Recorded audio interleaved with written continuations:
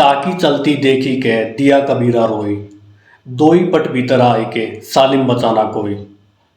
कबीरदास जी इस दोहे के जरिए हमें जीवन की कड़वी सच्चाई बता रहे हैं कि हमारा यह जीवन नश्वर और क्षणभंगुर है, यानी कि यहाँ पर कुछ भी हमेशा के लिए नहीं रहने वाला। उन्होंने चलती हुई चक्की को एक मेटाफोर के तौर पर इस्तेमाल किया है। कबीर कहते हैं कि यहाँ पर चक्की का मतलब है समय या काल, और चक्की के दो पार्ट हैं, जन्म और मृत्यु।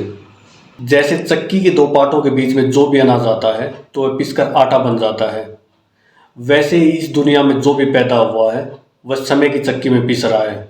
चाहे कोई भी हो, वो इससे बच नहीं सकता। तो समय की इस चलती हुई चक्की को देखकर कबीर दुखी होकर रोने लग जाते हैं। वे कहते हैं कि काल अथवा चक्की के इन दो पार्टों के बीच में जो भी आ रहा है साबुत नहीं बच रहा। कबीरदास जी चक्की को देखकर इसलिए दुखी हैं क्योंकि वह देख रहे हैं कि लोग मोह माया में फंसे हुए हैं। हर कोई संसार रूपी चक्की में पिस रहा है और विनाश की ओर बढ़ रहा है, लेकिन किसी को इस बात का एहसास तक नहीं है। चाहे कोई राजा हो या रंक, विद्वान हो या मूर्ख, समय की मार से कोई नहीं बच पाता। कोई भी इस संसार में रहते हुए दुख, रोग, मोह, अहंकार और मृत्यु से बच नहीं पाता।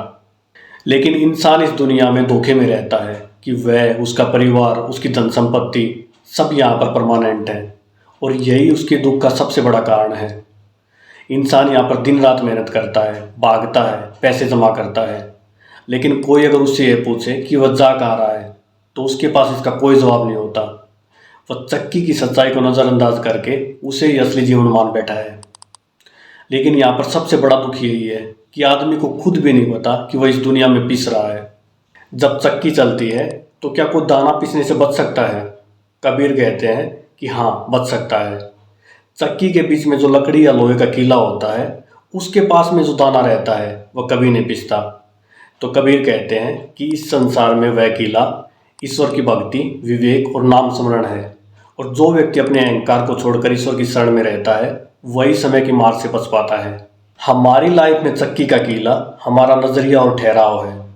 दुनिया तो ऐसे ही चक्की की तरह तेज चलती रहेगी, लेकिन अगर हम अपने मन को स्थिर रखें और ईश्वर या सच्चाई से जुड़े रहें तो दुनिया की ये परेशानियां हमें मानसिक रूप से नहीं तोड़ पाएंगी। और कबीर हमें यही सिखाना चाह रहे हैं कि संसार में रहो पर संसार के मत बनो।